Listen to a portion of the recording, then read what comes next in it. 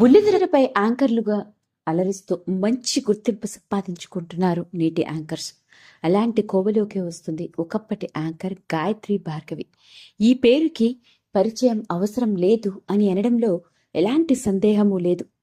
Gemini TV ప్రారంభమైన తొలినాళ్లలో ఆట కావాలా పాట కావాలా అన్న షోతో ఎంత పాపులారిటీని సంపాదించుకుందంటే కొన్నేళ్ల పాటు స్టార్ యాంకర్గా తెలుగు బుల్లితెరపై ముఖ్యంగా జెమినీ టీవీలో ప్రసారమైన ఎన్నో షోస్తో తనదైన మాట తీరుతో సుస్పష్టంగా మాట్లాడుతూ తెలుగు యాంకర్గా మంచి పాపులారిటీని సొంతం చేసుకుంది. ఇక ఆ తర్వాత ఎన్నో సినిమాలలో కూడా సపోర్టింగ్ యాక్ట్రెస్గా నటించింది.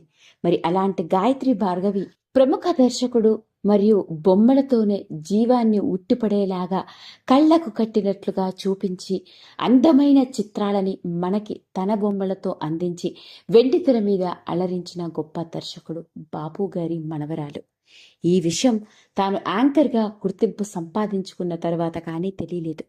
అంత పెద్ద ఫిల్మీ బ్యాక్గ్రౌండ్ నుంచి వచ్చినప్పటికీ ఏ రోజు కూడా తన వ్యక్తిగత జీవితానికి సంబంధించిన విషయం, ముఖ్యంగా తన తాతగారు ఎవరు అన్న విషయాన్ని వెలుగులోకి తీసుకురాలేదు భార్గవి. అలాంటి గాయత్రి భార్గవి ఈ మధ్య కాలంలో సోషల్ మీడియాలో కూడా చాలా యాక్టివ్గా కనిపిస్తూ ఉంది. ఇలాంటి నేపథ్యంలో ఈ మధ్య కాలంలోనే ఓ ప్రముఖ యూట్యూబ్ ఛానల్కి ఇచ్చిన ఇంటర్వ్యూలో తన వ్యక్తిగత జీవితానికి సంబంధించిన విషయాల్లో అరుదైన విషయాలు, అవి కూడా ముఖ్యంగా ఆవిడ భర్త ఎవరో, అతను ఏం చేస్తుంటారో, తన పెద్ద కొడుకుకి సంబంధించిన విషయం ఇప్పుడు నెట్టింట్లో వైరల్గా మారింది. ఇక ఆ వివరాల్లోకి వెళ్తే, గాయత్రి భార్గవి హైదరాబాద్లో పుట్టి పెరిగింది. బాపు గారి మనవరాలు. ఈవిడికి ఒక చెల్లెలు కూడా ఉంది. ఇంట్లో పెద్ద కూతురు. డిగ్రీ చదువుకుంటున్న రోజుల్లోనే ఎలాగైనా తాను కూడా సొంతంగా తన కాళ్ళ మీద తాను నిలబడాలి అన్న ప్రయత్నం చేయడం. ఆ టైంలోనే పార్ట్ టైం ఉద్యోగం చేస్తాను అంటూ యాంకర్గా కెరియర్ని ప్రారంభించారు. అలా యాంకర్గా మంచి గుర్తింపు సంపాదించుకోవడం. అలాంటి సమయంలోనే 21 ఏళ్లు కూడా నిండకుండానే పెద్దలు కుదిర్చిన వివాహం చేసుకుంది. ఇక ఆవిడ పెళ్లి చేసుకున్న భర్త పేరు విక్రమ్.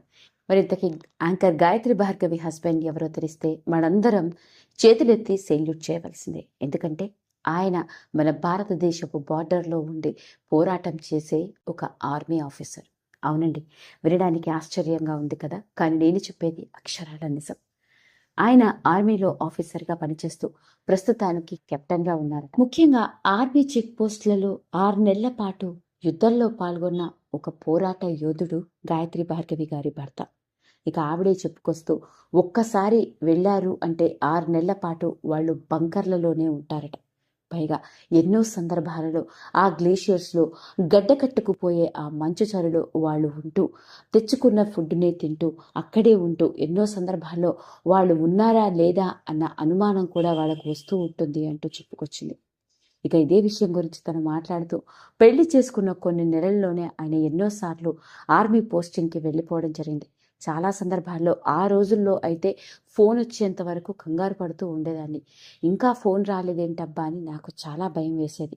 ఫోన్ వచ్చింది అంటే అమ్మయ్య క్షేమంగా ఉన్నారు అని అనుకునేవాళ్ళం.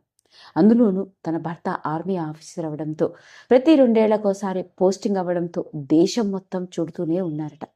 అంతేకాకుండా ఇంకా చెప్పుకొస్తూ, చాలా మందికి ఎవరికీ తెలియదు మాలో ఉండే సాధక బాధకాలు. చాలా మంది నన్ను చూసినప్పుడు, ఏంటి ఈ మధ్య మీరు ఏ ఫంక్షన్లోనూ రాలేదు, కనిపించట్లేదు అని అంటూ ఉంటారు. కొంతమంది భార్యలైతే, మా ఆయన ఈసారి మా వెడ్డింగ్ డేకి లేరు, నా పుట్టినరోజుకు లేరు అని చెప్తూ ఉంటారు. నాకు అనిపిస్తూ ఉంటుంది, మా ఆయన ఏ అకేషన్లో కూడా మాతో ఉండరు.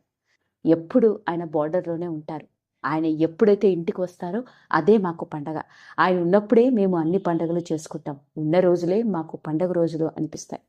కొన్ని సందర్భాల్లో ఫోన్ రాకపోతే కంగారేస్తుంది. కాకపోతే ఇప్పుడు టెక్నాలజీతో కాస్తంత కమ్యూనికేషన్ పెరిగినప్పటికీ ఇంకా నాలో ఆ భయం ఎక్కడో ఓ చోట ఉంటూ ఉంటుంది. మా పరిస్థితి ఎలా ఉంటుంది అంటే, అంత హ్యాపీగా అందరం కలిసి ఉన్నాము అని అనుకున్న సందర్భంలో సడన్గా వాళ్ళకి ఓ ఫోన్ కాల్ వస్తుంది. ఫోన్ వచ్చిన 24 అవర్స్లో బ్యాగ్ అంతా ప్యాక్ చేసుకొని వెళ్ళిపోవాలి. వెళ్ళిపోయే ముందు మా ఆయన ఏం చేస్తూ ఉంటాడంటే, అప్పగింతలు ఉంటాయి. ఇదిగో ఇది నా పాస్బుక్ అని, నా ఐడెంటిటీ ప్రూఫ్ అని, ఇవన్నీ డీటెయిల్స్ అని, ఒకవేళ నాకేమైనా జరిగితే ఇలాంటి ప్రొసీజర్ ఉంటుంది అంటూ అప్పచెప్పి వెళ్తూ ఉంటే నాకు ఏడుపు వస్తూ ఉండేది. కానీ తర్వాత రాను రాను మాకు అలవాటు అయిపోయింది. నిజం చెప్పాలి అంటే ఆర్మీ కుటుంబంలో పనిచేసే వాళ్ళ కుటుంబ సభ్యుల పరిస్థితి వర్ణనాతీతం. ముఖ్యంగా భార్య, పిల్లలు, తల్లిదండ్రుల పరిస్థితి. కానీ మాకు మాత్రం ఆయన ఉన్నంత కాలం ఎంతో హ్యాపీగా ఉంటాము. ముఖ్యంగా ఆర్మీ ఫ్యామిలీ మెంబర్స్ అందరము కలిసి ఓ దేశంలాగా అందరము కులాలు, మతాలు, క్యాస్ట్లు ఇలాంటి ఫీలింగ్స్ ఏమీ లేకుండా అందరం కలిసి బాగా ఎంజాయ్ చేస్తూ ఉంటాము. అలా మా ఆయనతో కలిసి నేను దేశమంతా చుట్టేశాను. నా పిల్లలైతే ఎప్పుడూ అంటూ ఉంటారు, అమ్మ 7 ఏళ్లలో నేను 10 స్కూళ్ళు మారాను అంటూ ఉంటాడు నా పెద్దబ్బాయి అంటూ చెప్పుకొచ్చింది. గాయత్రి భార్గవికి 2 కొడుకులు. పెద్ద కొడుకు వయసు 17 ఏళ్ళు, రెండవ కొడుకు 3rd క్లాస్ చదువుతున్నాడట. ఇక తన పెద్ద కొడుకు ఎప్పుడూ అంటూ ఉంటాడట, అమ్మ మనం ఎలాంటి లైఫ్ లీడ్ చేస్తామో, ముఖ్యంగా ఓ ఆర్మీ ఫ్యామిలీ ఎలా ఉంటుంది, అసలు ఓ ఆర్మీ ఆఫీసర్ ఫ్యామిలీకి ఎంత సాక్రిఫైస్ చేస్తారో, దేశం కోసం ఎంత పోరాడతారో అన్నది అందరికీ తెలియాలమ్మా.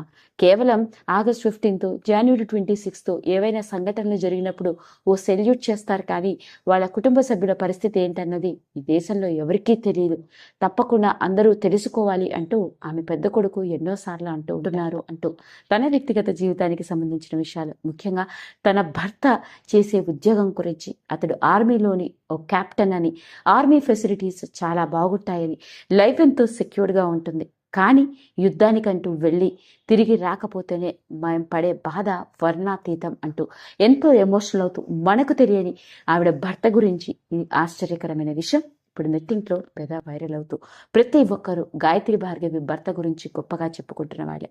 ఇలాంటి ఆర్మీ ఆఫీసర్స్ బార్డర్లో ఉండి పోరాడుతున్నారు కాబట్టి మనలాంటి వాళ్ళందరం ఈరోజు కంటి నిండా నిద్రపోతున్నాము అంటూ సెల్యూట్ చేస్తున్నారు. షేర్ చేయండి, సబ్స్క్రైబ్ చేసుకోండి. మరిన్ని వీడియోస్ కోసం పక్కనే ఉన్న బెల్ ఐకాన్ని నొక్కడం మాత్రం మర్చిపోకండి.